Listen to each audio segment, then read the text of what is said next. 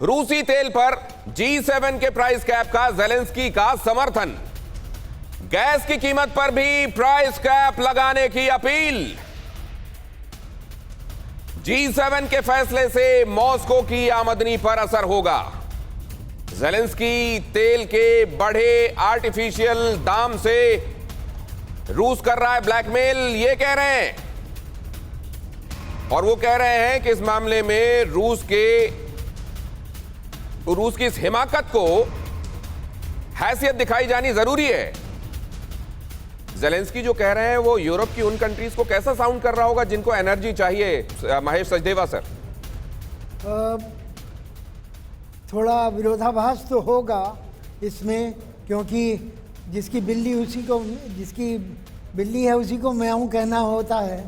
और ज़ेलेंस्की जो है वो अपने देश के हित में कह रहे हैं, लेकिन वो जर्मनी के हित में उनको सोचना चाहिए, क्योंकि जर्मनी से या केंद्रीय यूरोप के देशों से उनको समर्थन मिलता है और उसके बिना वो चल नहीं सकते। दूसरी ओर ये भी कहना चाहूँगा कि आप इस बात पर भी ध्यान दें कि नॉर्ड स्ट्रीम 1 यूक्रेन से होकर गुजरती है और यूक्रेन ने वो गैस की सप्लाई बंद नहीं की है। तीसरी ओर अगर देखें तो परसों मंडे को ओपेक प्लस की मीटिंग होने वाली है, जिसमें कि रूस सबसे बड़ा भागीदार है सऊदी अरब के साथ। और ओपेक प्लस के जॉइंट टेक्निकल कमेटी ने पिछले हफ्ते एक रिपोर्ट दी है जो आईईए से अलग है। कहती है कि तेल का कंजम्पशन कम होने वाला है और इसलिए तेल का उत्पादन ओपेक प्लस को कम करना चाहिए।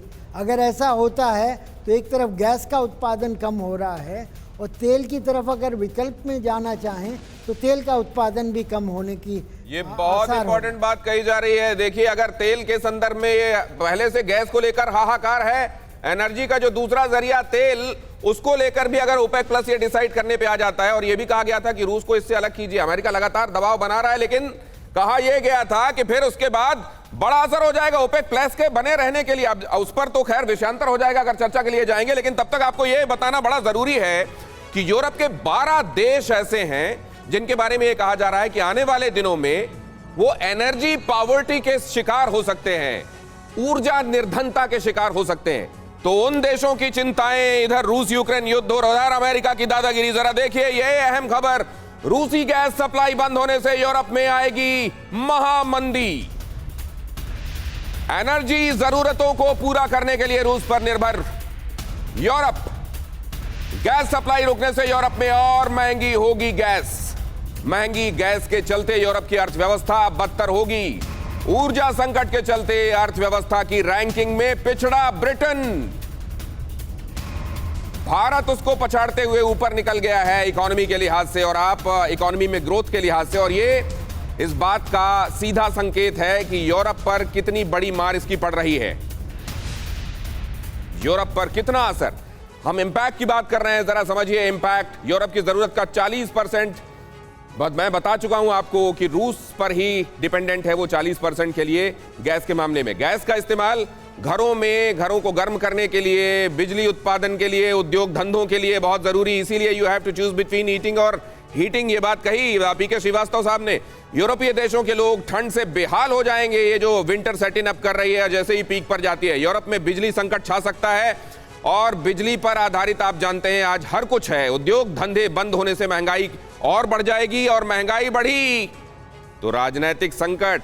असल में आप देखें तो बोरिस जॉनसन को जो कुछ झेलना पड़ा है वो आखिरकार इसी महंगाई संकट की वजह से तो झेलना पड़ा है। लेकिन अगर यह समझा जा रहा है कि आने वाले दिनों में जो ज्यादा प्रोबेबिलिटी है, लिज ट्रस का नाम लिया जा रहा है, वो भी आती हैं, तो उनके लिए कोई बहुत आसान नहीं रहने वाला मामला। उनके लिए भी असल में ये कांटों भरा ताज होगा। आप जरा देखिए ब्रिटेन पर असर, 4 दशक की सबसे बड़ी मंदी का अंदेशा यह भी कि लाखों लोग गरीबी की रेखा के नीचे जा सकते हैं। अंतरराष्ट्रीय रैंकिंग में असर पड़ना शुरू हो गया है और रैंकिंग बिगड़ी तो ये पीएम जॉनसन तो खैर इस आंच को भुगत चुके, उनका जो होना था हो लिया, लेकिन आगे जो भी आने वाला है उसकी। और ये सिर्फ ये ब्रिटेन के बारे में बात नहीं कर रहे हैं हम, वहां पर हर जगह ये जो इकोनॉमी का संकट है ये आखिरकार पॉलिटिकल संकट में तब्दील हो जाएगा। इकोनॉमी का संकट पॉलिटिकल संकट में कैसे तब्दील होता है ये आपने श्रीलंका में बखूबी देखा है। तो इकोनॉमी का संकट यहां पॉलिटिकल संकट में किस तरीके से तब्दील होगा, यहां पर क्या उन नेताओं को, बड़े नेताओं को इसकी चिंता होने लगी है और क्या इसको लेकर वो अपनी चिंता अमेरिका को बताने भी लगे होंगे? महेश सचदेवा सर। अमेरिका को बताने की ज़रूरत नहीं है, अमेरिका खुद रिसेशन में है इस समय। और जिस तरह से अमेरिका में चुनाव नवंबर में आने वाले हैं, मध्यावधि चुनाव जो हो रहे हैं, उसमें जिस तरह से बाइडेन पिछड़ रहे हैं, उससे साफ जाहिर है कि उनको उनके विकल्प कम होते जा रहे हैं। तो एक तरफ तो उनको अपनी डोमेस्टिक इकोनॉमी को ठीक करना होगा, जिसके लिए एनर्जी एक बहुत ज़रूरी चीज़ है। Americans are conspicuous consumers of energy, तो उन्हें अपना कंजम्पशन कम करने में काफ़ी दिक्कत होती है, क्योंकि बड़ी गाड़ियाँ, बड़े बड़े घर जो अमेरिका में हैं, उनको उनके लिए हीटिंग के सुनिश्चित करनी होगी। और दूसरी तरफ यूरोप, जिसकी की संपन्नता सस्ती ऊर्जा पर आश्रित थी, उसका जो हवा निकल जाएगी, तो इन सब कारणों से हम एक विश्वव्यापी मंदी का की ओर जा रहे हैं। विश्वव्यापी मंदी का आगे अंदेशा, यूरोप सबसे ज्यादा प्रभावित होगा और जाहिर है वो कंट्रीज जो सीधे सीधे आमने सामने हैं, रूस और यूक्रेन, उन पर तो बड़ा असर पड़ ही रहा है।